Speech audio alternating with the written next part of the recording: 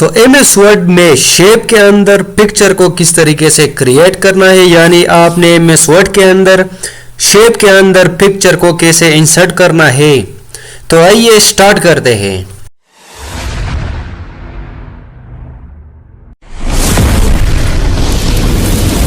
अपने शेप के अंदर पिक्चर को लाने के लिए सबसे पहले तो हमने एक न्यू पेज क्रिएट करना है, तो कंट्रोल N करते हैं। हमारे पास एक न्यू पेज ओपन हो गया है। तो सबसे पहले हम जाएंगे इंसर्ट में। इंसर्ट में जाने के बाद यहाँ पर हमारे पास है शेप, और शेप पर मैंने एक डिटेल वीडियो बनाई है। अगर अभी तक आप लोगों ने वो वीडियो नहीं देखी है तो स्क्रीन पर आप लोगों को उसका थंबनेल देख रहा है, ये आप लोगों ने ज़रूर देखना है और आप लोग इससे शेप डिज़ाइन कर सकेंगे। तो यहाँ पर शेप है। सबसे पहले मेरे पास ये एक रेक्टेंगल है, मैं इसको क्लिक करूँगा या यहाँ से मैं राउंड रेक्टेंगल को सिलेक्ट करूँगा। सिलेक्ट करने के बाद आपने यहाँ पर क्लिक करना है। जैसे क्लिक करेंगे आपने शिफ्ट को होल्ड रखना है और इस तरीके से आपने ड्रा करना है।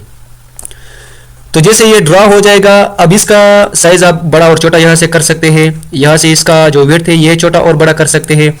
अब हमें इसका सबसे पहले तो इसका आउटलाइन हमें ज़्यादा करना है। तो आउटलाइन बढ़ाने के लिए यहाँ पर हम जाएंगे शेप आउटलाइन, यहाँ से हम जाएंगे इसका आउटलाइन बढ़ाएंगे।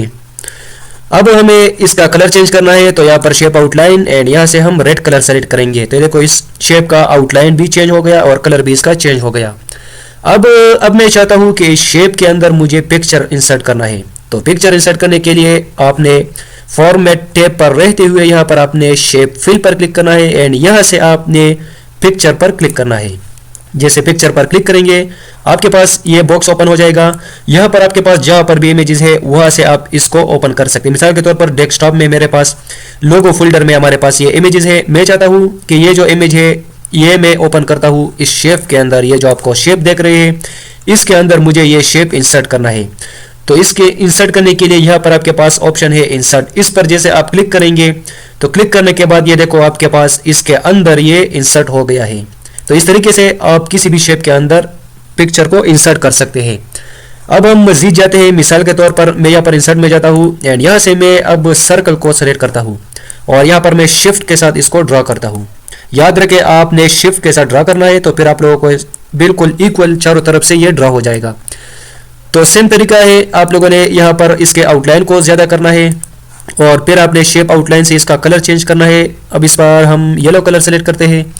अब आपने यहाँ पर फिर से फॉर्मेट टैब पर रहते हुए शेप फिल पर क्लिक करना है। यहाँ से देखो इसके अंदर कलर अप्लाई होते हैं, लेकिन हमें इसके अंदर कलर नहीं अप्लाई करना है। यहाँ पर हम इसके अंदर पिक्चर को इंसर्ट करना है। तो पिक्चर पर हम क्लिक करेंगे। जैसे क्लिक करेंगे यहाँ पर हम फिर से एक इमेज और सेलेक्ट करेंगे। मिसाल के तौर पर ये मेरे पास एक इमेज है और यहाँ पर मैं इंसर्ट पर क्लिक करूँगा तो ये देखो ये इमेज भी इस शेप के अंदर खुद ब खुद ओपन यानी इंसर्ट हो गया है। अब अगर आप लोगों ने मजीद इसके अंदर शेप के अंदर पिक्चर को इंसर्ट करना है तो यहाँ पर शेप में जाओ। शेप में जाने के बाद यहाँ पर आपके पास मिसाल के तौर पर ये जो शेप है मैं इसके अंदर पिक्चर को इंसर्ट करना चाहता हूँ। तो यहाँ पर मैं इसको ड्रा करता हूँ।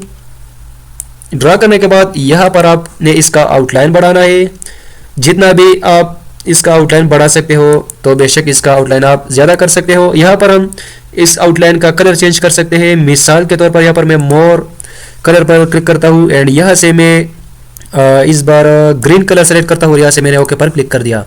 अब ये देखो कितना अच्छा एक शेप है। अब मैं चाहता हूँ कि इसके अंदर मुझे एक इमेज ले आना है।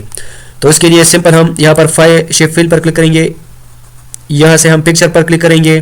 पिक्चर पर क्लिक करने के बाद यहाँ से हम कोई और फोल्डर को ओपन करते हैं। मिसाल के तौर पर यहाँ पर मैं लोकल डिस्क इमेज जाता हूँ एंड यहाँ पर मेरे पास इस फोल्डर में बहुत इमेजेस है। मैं चाहता हूँ कि यहाँ से मैं एक इमेज ओपन करता हूँ।